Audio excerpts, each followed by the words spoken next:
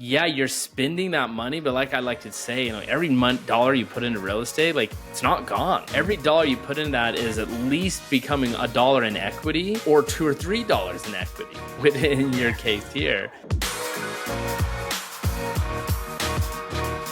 Welcome to the Real Estate Investing School podcast. I'm your host, Joe Jensen. My guest today is Alex Murillo. Alex is a 26-year-old entrepreneur chasing financial freedom, and real estate is what got it all started. Since buying his first house at 22, he's aggressively house hacked his way to 15 doors and several other real estate related deals. So man, you're young, you have done quite a bit in just a few years, which is really awesome.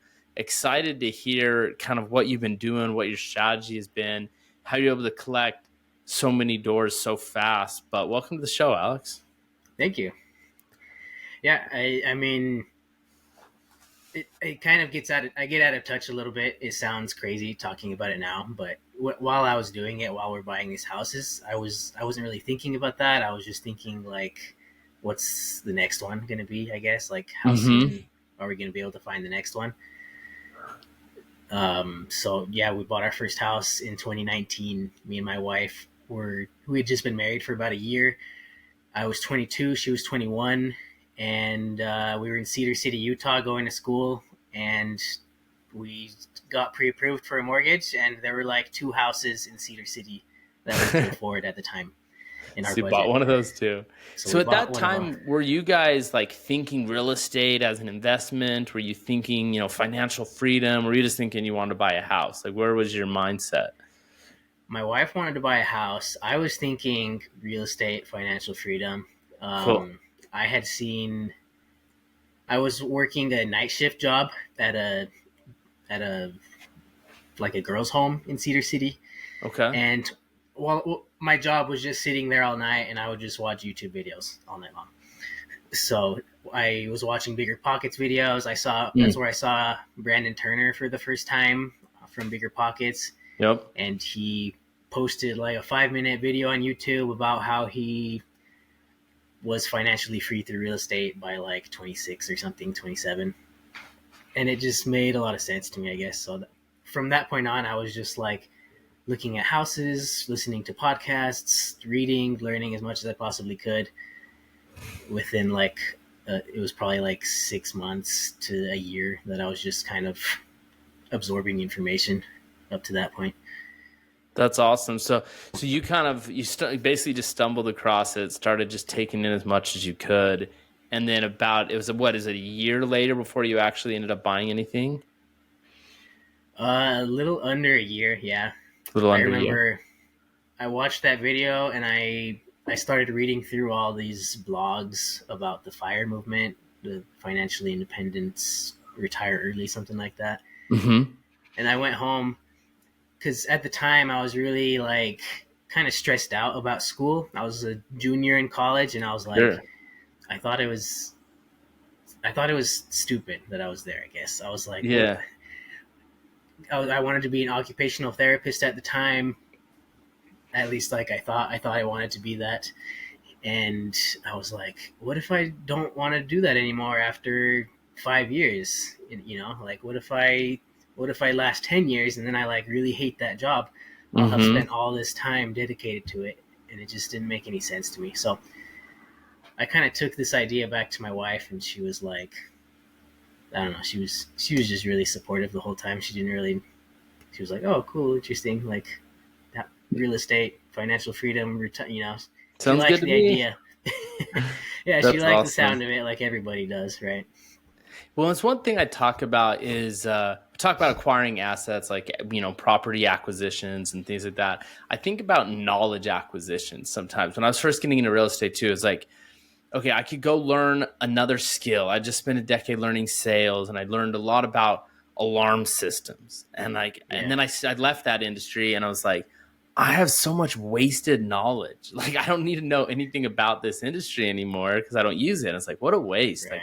And then I went and learned solar, and I left that industry, and now I know way too much about photovoltaic and blah, blah, blah, and like cells and and it's just this useless information. And then I was thinking of doing like some software sales, because I'd seen a lot of guys do really successful in that. And I was like, okay, I know I can learn it. I've done it, before. And I was like, I don't want to learn one more thing that's going to be useless in the next phase of my life. You're talking about school. It's like, man, people will pour hundreds of thousands of dollars, years and years and years into a trade that they might not even enjoy, like you said, and they might walk away from. And then it's like all this useless information, right?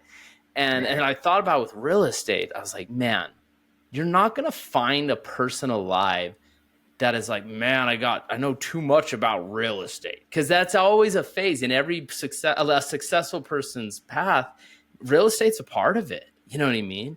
And no one's gonna be like, oh, I wish I didn't know as much about real estate. You know what I mean? I'm like, okay, that is a knowledge acquisition worth investing in, because I'm always gonna use that at every phase of my life, and it'll pivot and it'll look different, at different phases. But it's not. I'll be like, oh, what am I going to do with this knowledge? You know what I mean? It's like there's always a lot to do with it. Right, exactly. It just never ends. Like people are having success in 1,000 different little parts of real estate, and half of them I haven't even heard of yet. Yeah, for sure.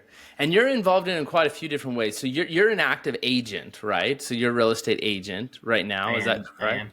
Yeah, I yeah, am. Which is cool. So you have access to deals and MLS. You understand how to do contracts, and you have a lot of like intimate knowledge in the industry as far as like the logistical side of deeds and contracts and things like that a lot of investors maybe don't have. But a lot of agents don't know anything about investing either. But you know a lot about investing. So tell us a little bit about kind of your approach to investing, what your thoughts are on it. And I still want to figure out how you didn't get 10 doors house hacking. Maybe you did if you're doing multi-units. Tell us how you got up to 10 or 15 doors or whatever. Yeah. So I got my real estate license in 2020. Okay. And at the time I had 2 houses when I got my license. And by then I had already, like, our first house was by then worth like $100,000 more than it right, we paid for crazy. it. So I was like, that's just stupid. Like, why am I doing anything else in any other industry?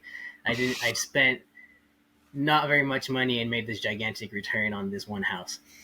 So I was like, hey, I guess I'll just get my license, because I also need to make money to pay my bills. Like, that one house wasn't gonna, or those 2 houses weren't paying our expenses.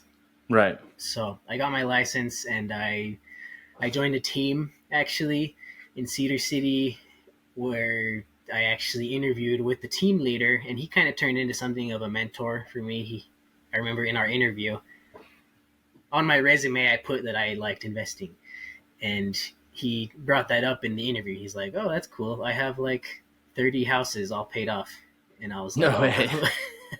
I was like, that, like, it blew me away. So I was like, dang, I want to work under this guy. I want to learn how he does business. And honestly, I never really asked this guy very many questions. I never really talked to him about investing, but I was in the same room as him as he was doing other deals, as he was buying houses, building houses, and just selling houses, like retail.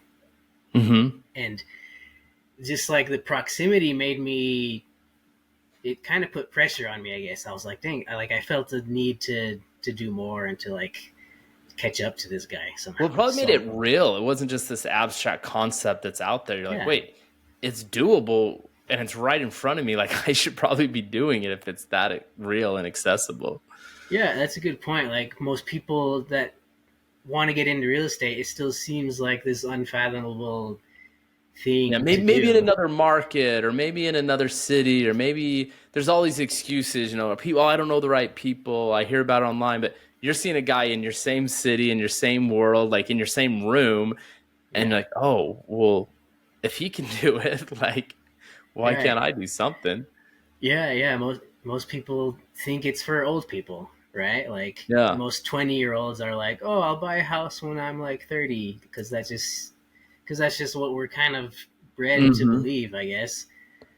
I mean, I guess statistically, I think the average person buys their first house when they're like 35 or something. I can't remember what it was. Oh, okay. In the U.S. So yeah, it made it real for me. I had done 2 deals, so it was already like I knew I could do it. But seeing someone else at a whole different level just kind of like changed my perspective. So what did you do with that changed perspective then to go from those two homes that you just bought as primary residences, lived in for a while, ended up leaving and renting it out to buy the next one, and kind of just the house hop thing? Yeah. But then what did you do after that? So we did that. We're still doing that actually. Yeah. Like it just makes the most sense. Like it's so easy to do, I guess, in relative to other aspects of real estate. Easy because you don't need 20% down on every house. So somewhere in there, my wife graduated with her nursing degree, Cool. and I told my wife, I was like, "Hey, like look at this first house."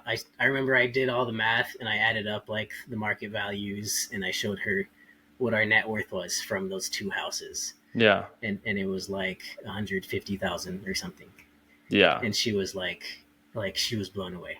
So Yeah. she was on board from that moment on, and I was like, "We're gonna try to do this as much as we possibly can over the next few years." Love it. So we just, as soon as we had 5% down saved up, I was looking for the next house. And then we move into that next house. I would try to find a way to rent out as much of it as I possibly could. Like the second house we moved into, me and my wife, we lived in the master bedroom and we rented out the other rooms to my friends. Nice. And the first house, we just had it as a rental after we'd moved out, And then we rented out the master bedroom where we were living in because one of my friends approached me and he was like, "Hey, I hear all our friends are living in the same house. Like, can I rent a room for you?" And I was like, "Yeah, sure." So he moved in to the master bedroom, and we were like, kind of we were kind of homeless a little bit. Like we were living like in the living room. That's where we were sleeping. Nice. And I was just looking for the next house. Like, what can we put 5% down on that is going to work? That we can house hack essentially. So let's So dive into those details then. Like when you say it's gonna work, and you're looking for one that makes sense. What are you looking for? Like, what is your buying criteria to make sure like it's a good something you should buy as a primary that will make sense as investment when you leave or even while you're there? But like, what do you yeah, look for? I look for mainly rents. So I figure out, okay, this house as one unit. Like if I were to rent this house out to a family, what market rent can I get? And if I'm putting 5% down as a primary residence, what interest rate am I going to get so I can figure out what my payment is going to be?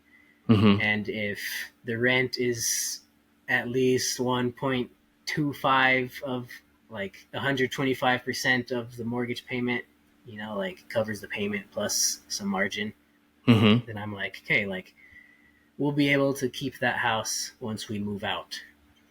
I love So that. like, And that's the way to do it because it's like people think about going and buying these primaries. A lot of people bought homes and then they didn't buy it with an investment mind at all. And then they go to try to leave and they're like, oh, they can't sell it because they bought it, they're underwater and they can't rent it. And they're just like, oh, what do I do? This is a huge headache. And they're like, how do people buy houses like again and again and again? It's like, well, if you go in with that intention, like you were saying, like, knowing, oh, I'm not going to buy that house, even though it's beautiful and I qualify and it'd be dope. It's not going to be self-sufficient when I leave. So that's not going to work for us because we're only going to be there for a year or whatever. yeah. So if you go with that mindset ahead of time, then it changes the places you'll buy, but it Mm-hmm. lets you actually keep moving on to the next bigger and better thing and collecting those assets. Yeah, absolutely. So what they turn into, these houses, it, it's I try to teach this to like first time homebuyer clients of mine as a realtor, but most of the time it just doesn't make sense to people, I guess. Now they're just But like, they just want the these cute house in the nice neighborhood. exactly, yeah, they just want they see every house they're shopping for as their forever home. But Mm-hmm. in reality, the first house especially, and then the houses following that one, they turn into trading pieces. Mm-hmm. Like it's literally monopoly, right? Like I'm gonna get into the house that I can afford, that I'm gonna be able to keep, that's gonna go up in value, and at some point I'm gonna have equity in that house. I'm gonna be able to sell it. I'm gonna be able to rent it out. I'm gonna be able to take out a line of credit on it and use it to buy other houses, right? Yeah. So it's all just like it's accumulation of these assets, and then in a few years, doesn't need to be that many years. Like it's been less than 4 years for me, and then Yeah. you can start looking at those early houses you bought and be like, okay, like I can do a lot of things here. I can sell this and buy a multifamily, or I can refinance this, get all the equity out and keep renting it out, all kinds of stuff. So how did you get to 15 then? So you buy one, and is it a single door? Is it a duplex or fourplex? Or your first one, is it just a single family? So first house was a single family. We rented Okay. out the bedrooms. Second house was a single family. We rented out the bedrooms. We moved out. The next one was a single family that had a basement. By this point, my wife was like, we need to stop sharing living spaces. Yeah. And I was like, for me, it was kind of fun because I had all my friends and my wife like in the same His best of the both space. worlds. This is great. So I loved it, honestly. But she was like, we need like our own space. This is getting Yeah. out of hand. So then I kind of switched my strategy. I was like, okay, now I'm looking for places that I can separate. Either duplexes that are already duplexes or 3, 4 units, whatever, or single Mhm. family that I can section off. Right. So the next house was a single family with a basement, and it had a separate entrance. So I Perfect. built in a little wall. I put a kitchenette downstairs in the basement, and we rented out the basement and lived upstairs. Nice.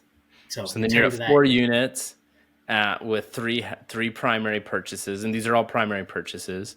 yeah. And now you're at 4 units, and then what do you do after that?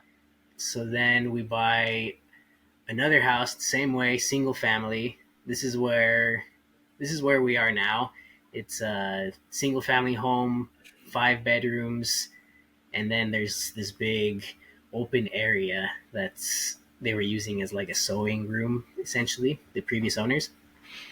So I came in and I said, this is perfect.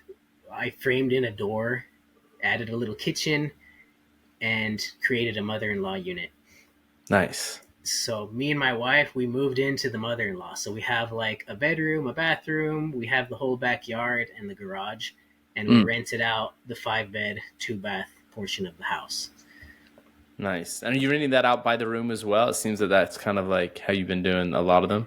No, this one I've kind of stopped renting out by the room just because it's just too much hassle, I guess. Right. Too It's a many, lot too many. more involved with turnover and leases and stuff like that. And it sounds like Yeah, it's more involved in a headache than yeah, just too many one long-term leases. tenant. So we rented out the 5 bed section of our house for $2,500 a month, and they Cool. pay like 90% of our mortgage. That's Uh, awesome. and last year, we actually sold our very first house. Ooh. Okay. Uh, so I was looking at this house. It was our very first house. I spent a lot of time on that house, remodeling it, fixing it up, and we had like 150 grand of equity in this house, and it was cash flowing like $200 a month from the rent. Mm-hmm.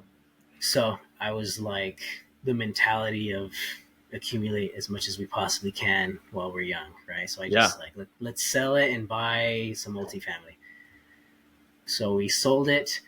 We did a 1031 exchange, and we bought 8 units in Ohio, Oh, Columbus, okay. and Cincinnati.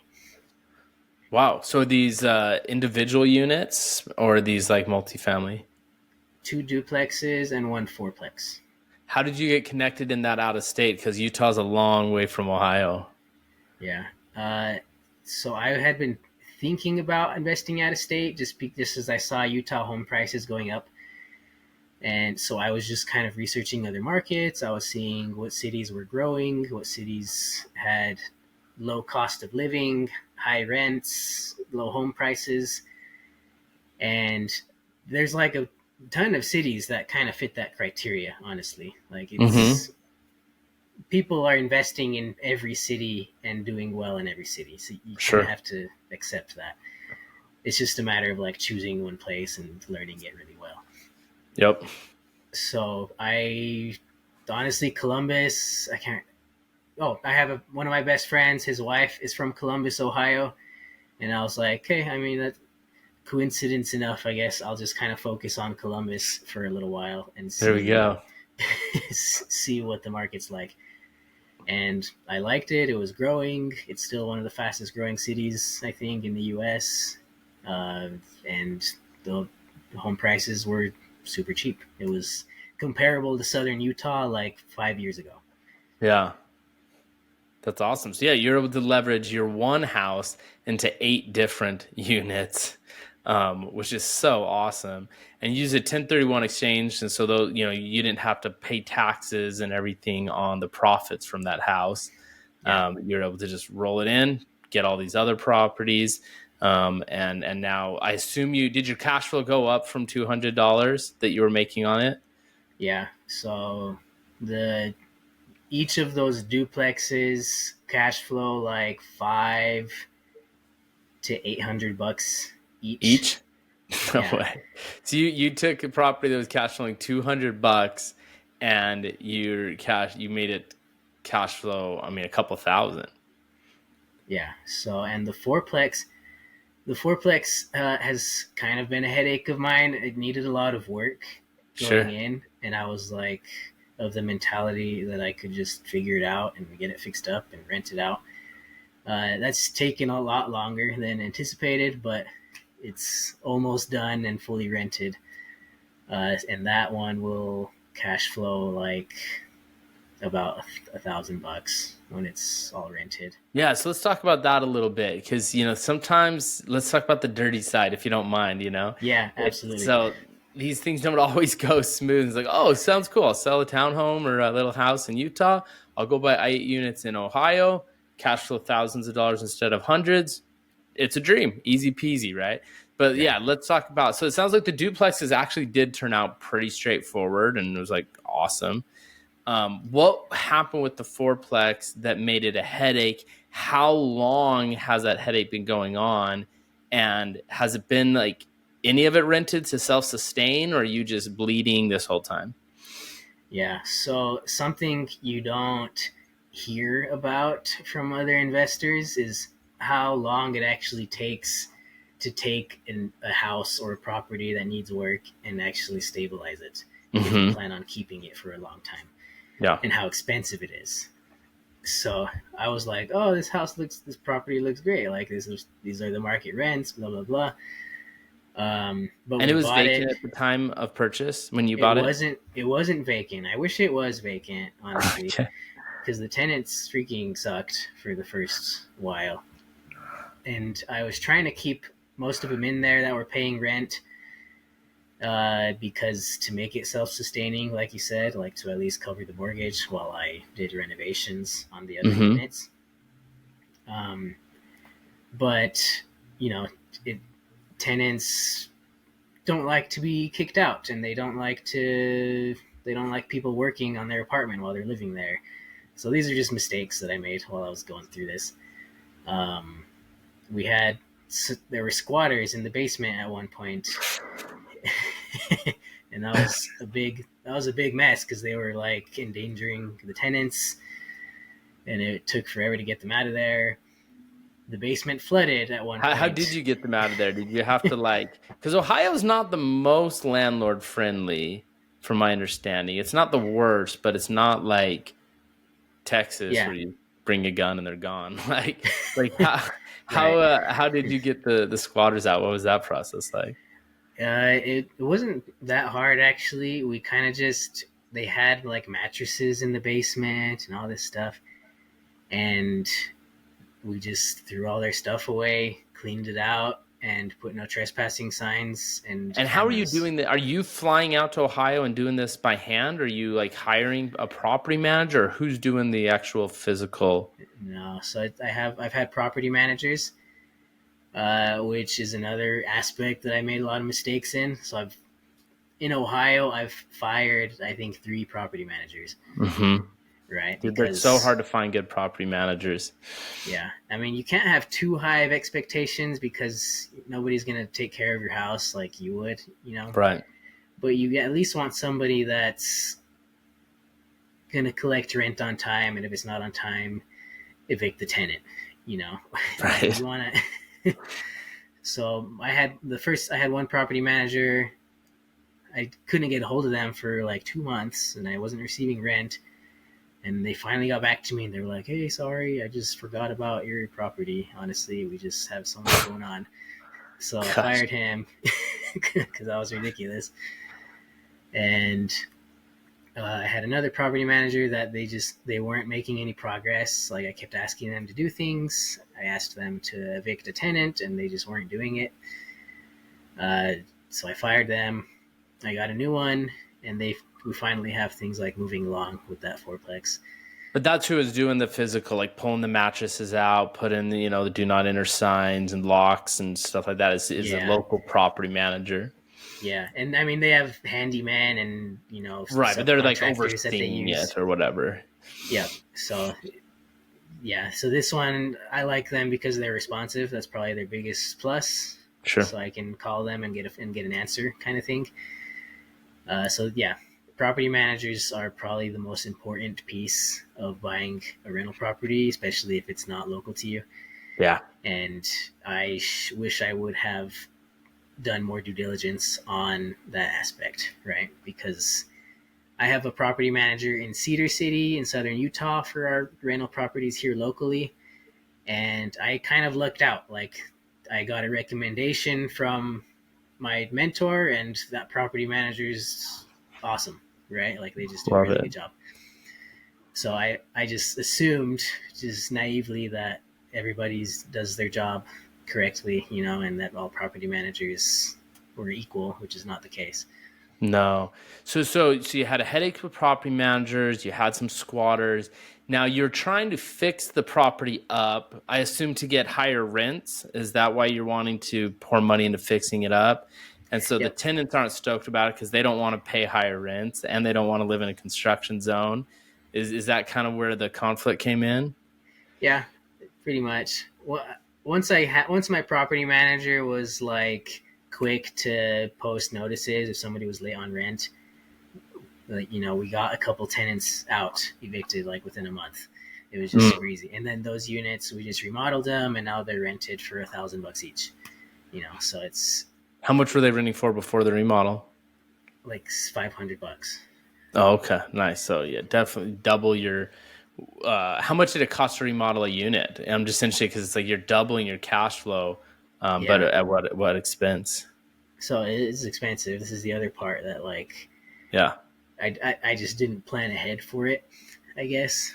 But I bought these houses with basically no money out of pocket because it came from the 1031 exchange, right? right.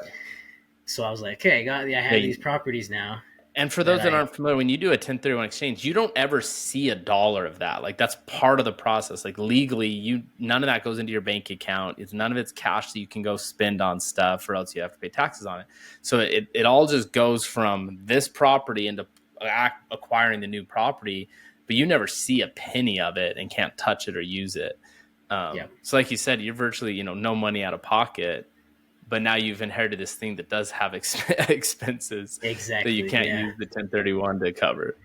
So I always wonder now when I see like people post on social media that they bought a property with $0 down. I always wonder like, okay, like, but how much is it going to cost now that you own the property, right? So Dude, 100%. I'm just looking at this storage unit, house, warehouse deal, and like it's a wholesale deal. It's pretty cheap for everything that's coming, but it's like they're trying to sell it for like 250 or something like that. But it'll cost more than that in repairs to get it stabilized. You know what I mean? yeah, And so it's like the purchase price, it's not just because it's low doesn't mean it's a good deal or below value if you have to pour more and more money into. And then it's harder to finance the rehab costs long term than, you can finance the property long term, but yeah, financing the rehab long term is a little more tricky. And Yeah. so, yeah, that can cost you a lot of capital. Yeah. So it's just expensive. So each unit has cost me about between 10 and 15,000 each to remodel. Which is still an And awesome return, though, because if we go yeah, 500 times 12, you're getting an extra 6,000 a month. You divide that by the 15,000 you put into it. That's still a 40% cash on cash return. Where if you look at yeah, straight investment numbers, it's like, hell yeah, like that's right. worth Which, getting. Spending 15,000 to get an extra 500. But right. it's still I mean, that adds up. That's $60,000 cash out of pocket for all 4 units. Yeah, which I didn't plan for, right? Like I said, I Right. naively just assumed this fourplex was just gonna rent out. I was just gonna say, hey, rents are higher now, and then it was just gonna work out perfect. Mm-hmm. So I was like, dang. So all my commissions for a while, I was just like, dang, I made this commission. I sold this house. Now I have to pay for this property. I could have done it different ways. Like I could have borrowed money. I could have used a line of credit or something. Things like that. Sure. Um, but I just, even though I've accumulated all these mortgages and all these debts, like I still don't like debt. So if I can pay for the remodel out of pocket and not be like adversely affected, really, then I'll do it. Well, I So bet you now got a lot of equity in this place. I assume it's probably worth a lot more than when you bought it. So not only are you getting this 40% cash and cash return, by doing the repairs, but I mean, how much more do you think the property's worth now that you've fully remodeled it? yeah, I mean, I still have to remodel one unit, but once it's fixed up, it should be worth between like 425, 450,000 And you bought it for how much? to 65. Yeah, so it's like, a little bit of appreciation probably from market and stuff, but Yeah. you rehab it, it's like, yeah, you're spending that money, but like I like to say, every month dollar you put into real estate, like it's not gone. Like Mm-hmm. every dollar you put in that is at least becoming a dollar in equity or $2 or $3 in equity within your Yeah. case here. And so it's like, yeah, it might hurt a little bit to like, oh, there goes all my money, but it's Yeah. not gone. It's sitting there in this equity bank account, this Mm-hmm. equity savings account that is just waiting for you to roll it into the next one or cash out refi or whatever you're going to do a Right. big line of credit on it, use it as collateral leverage to buy something else. Like there's so many ways to access it. Yeah. That it's like the money's still there. And I love that concept with real estate. It's like, yeah, it's invest till it hurts, but the money's not gone. And so you're not going to regret it. Right. Yeah. No, it's absolutely true. I think most of the horror stories I've heard from people that, those people that tell you don't invest in real estate because, oh, I bought a rental property one time and it was a nightmare. Like everything was breaking all the time and tenants were tearing up the house. But Mm-hmm. a lot of the times these people didn't own the house long enough or they couldn't hold on to it long enough to see the actual benefit of the house. Yeah. Right. So you bought the house, something always breaks immediately, right? So it's like, oh, I need to replace the furnace, needs a new AC, needs a new roof, all of a sudden within the first year. So now you feel like you're bleeding cash, right? So you feel like you're just spending all this money and it's a money pit and you're going to lose this money forever. But if that person could just realize, okay, I have a new roof now, I have a new furnace now, Yeah. I have a new AC unit now, those are going to last 30 years for the roof, 10 plus years for the other things. Yeah. If I can just keep this house for like a few more years, it's probably going to go up in value. I'm probably going to be thankful I kept it. Right. For sure. Yeah. No, that's awesome. And I appreciate you diving into kind of like the non-pretty side of it. But I think like I learned so much from, because there's a lot of people like wanting to invest out of state if they live in these higher markets where there's not really cash flow. I mean, it's possible, but it's very difficult to find. And so they're Yeah. like, oh, if I go buy out of state, it's like, okay, well, that's great. Here's some of the things you're going to deal with, Yeah. can you find a good property manager? That'd be the first thing I'd say. If someone's like, hey, I want to buy out of state, what market should I go to?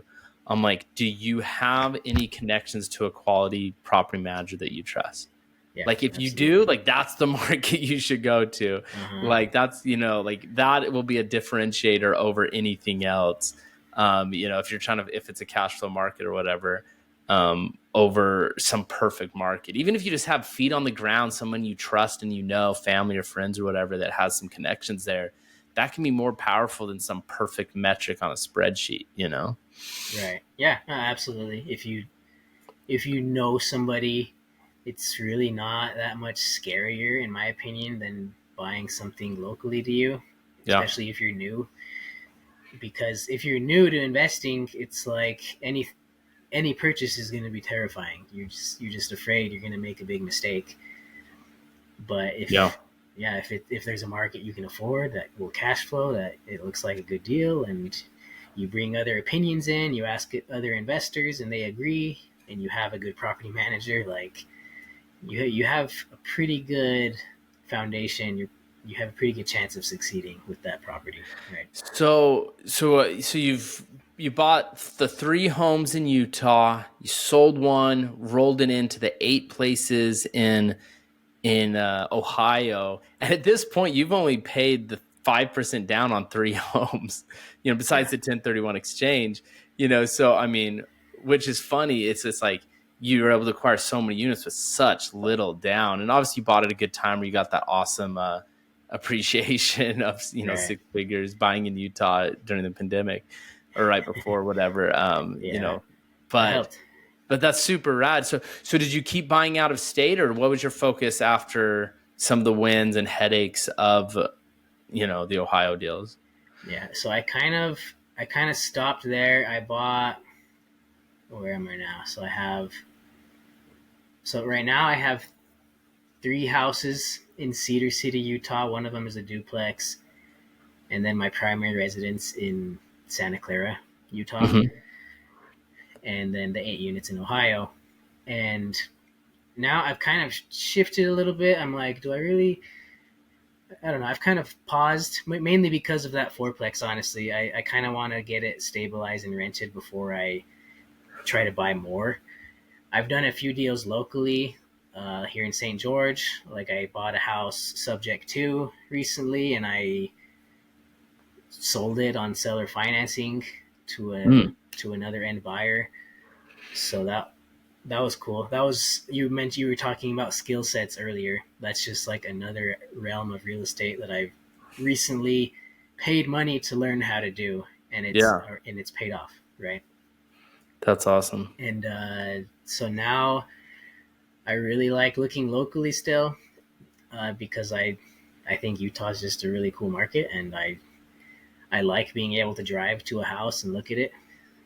And once those houses in Ohio are all rented and stabilized, my plan is I might even sell a couple houses, pay them off, or vice versa. There's just, like we talked about before. Like now I have all these trading pieces. Now Yeah. I have a lot of options now, so I can just decide.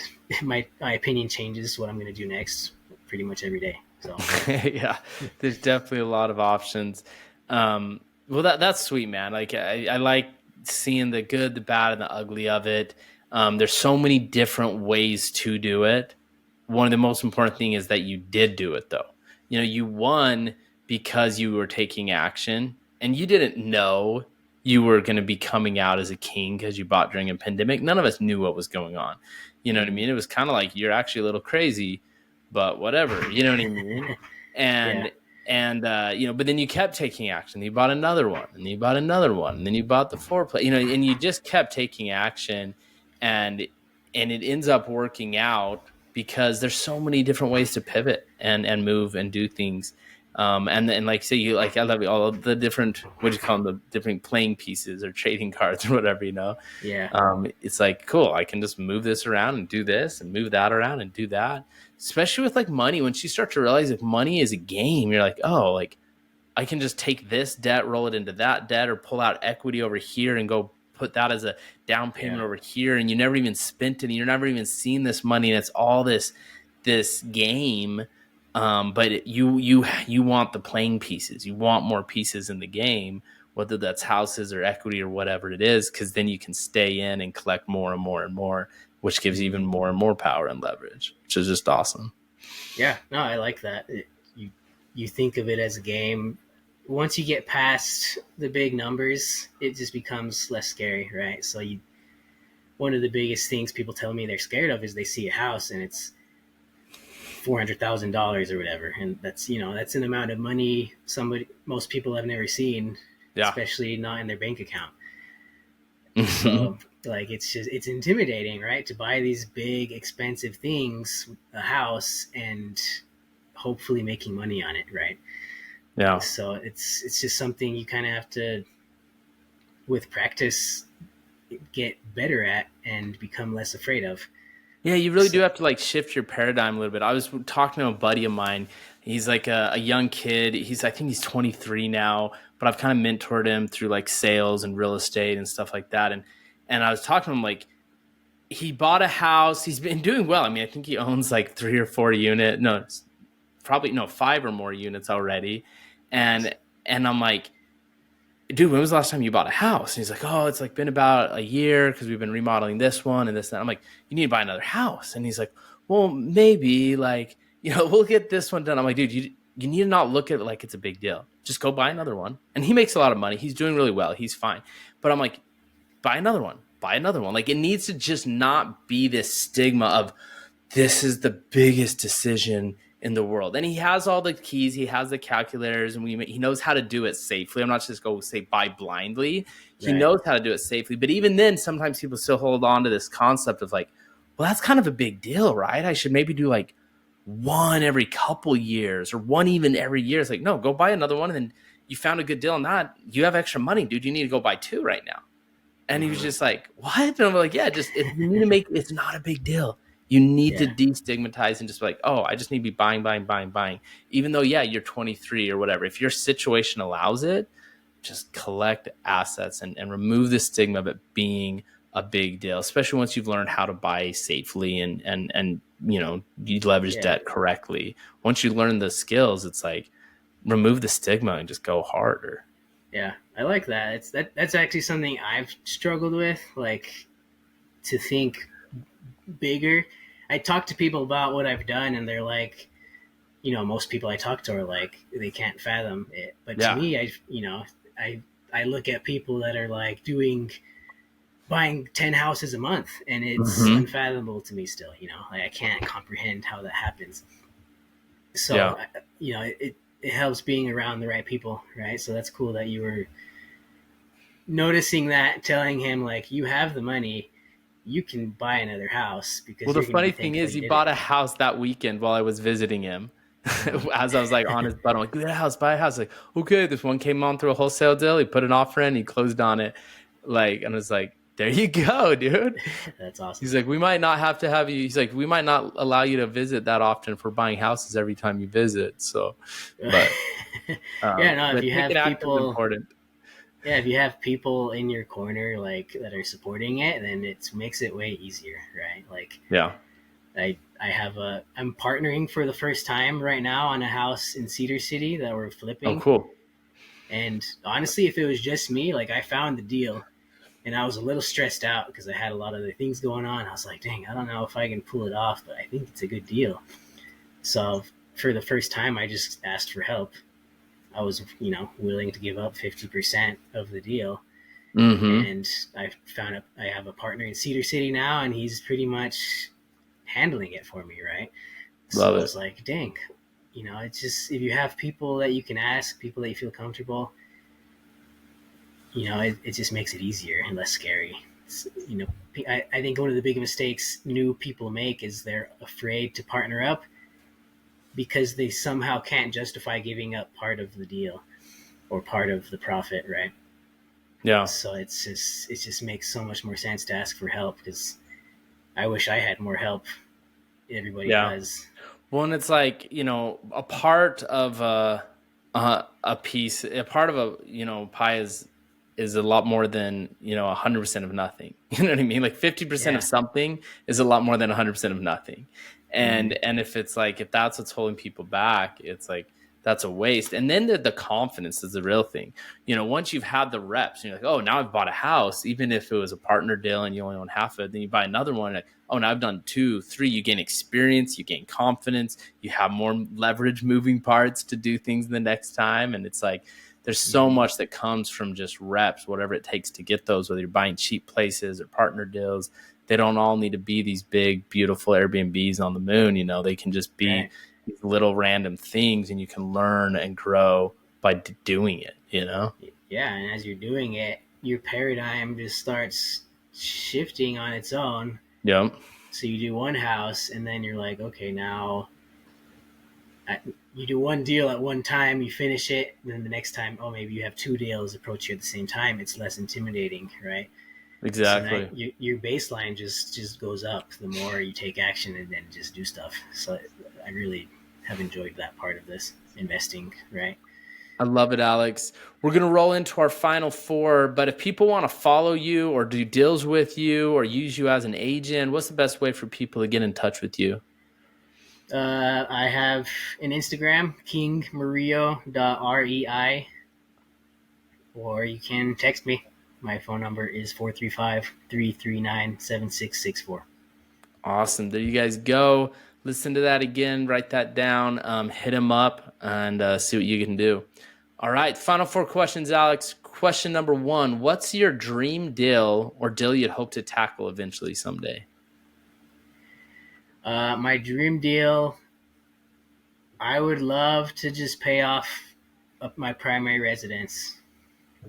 And that's partly a thing between me and my wife. Like I said, Mm-hmm. we've taken a lot of risks and actions, but we also don't really like debt. And a few of the people I've learned from, they found a way to pay off their mortgages. So we just want to have properties and not have any debt. There you go. All right. Question number 2. What's been one of the most pivotal books you've ever read? Or one that interests you right now, recently, that you're reading? Yeah. Rich Dad Poor Dad is probably a popular one that you hear from a lot. That one, I Mm-hmm. read that like when I was first beginning to think about investing. I really like Scott Trench's book, Set for Life by Scott There Trench. we go. Set for Life. That's Yeah, right. Set Love for it. That's a Life. good one. All right. What is one of the most, and maybe we already covered this, but what's one of the most expensive or interesting mistakes you've made in real estate investing? Uh, if I were to narrow that whole fourplex experience into one mistake, it would probably be not vetting my property manager. That cost me a lot of money, not just, yeah, that would be There it. we go. I always say that the VIP of remote investing is the property manager, and you're resounding that answer. So I love it, man. All right, last question. What does Alex like to do to just enjoy life? I love playing pickleball. I love backpacking, hiking, and just hanging out with my wife and my dogs. I love it, man. Well, sweet. Well, appreciate your time. Thanks for being on the show. Any last words or thoughts you want to share with everybody? Nope, I think I'm good. I just hope people feel comfortable enough to reach out to people like me and you. Like I love answering questions, and I don't want people to feel intimidated to like reach out if they're starting out. So that's it. Love it, dude. That's awesome. I was just on a this group performance training call today, and what one of the attendees was asking, like, well, like, how do you find people that are more experienced to be able to like help you? Like, I feel like I'm bugging them and this and that, and the performance coach asked, he's like, well, how do you feel when those people that know less than you reach out to you? She's like, oh, I love it. I love it. I feel like, Yeah. proud of myself for knowing what I do know, and I love being able to help them. He's like, yeah, that's how the people above you feel too. Like if you come with an attitude of gratitude and you're just like energy and excitement to want to learn and you're serious, like people love to help other people. And that just reminded me of when you were just like, dude, it's awesome. Like reach out. I'd love to be able to help people. And it's so true. Mm-hmm. So yeah, it's definitely an abundant game, where I don't know what it is about real estate, but people just love to share, abundantly. So yeah, don't be afraid to reach out. Yeah, I like that. All right, well, sweet. Without any further ado, this is Joe Jensen signing off for the Real Estate Investing School, reminding you you're never too young to get into the game.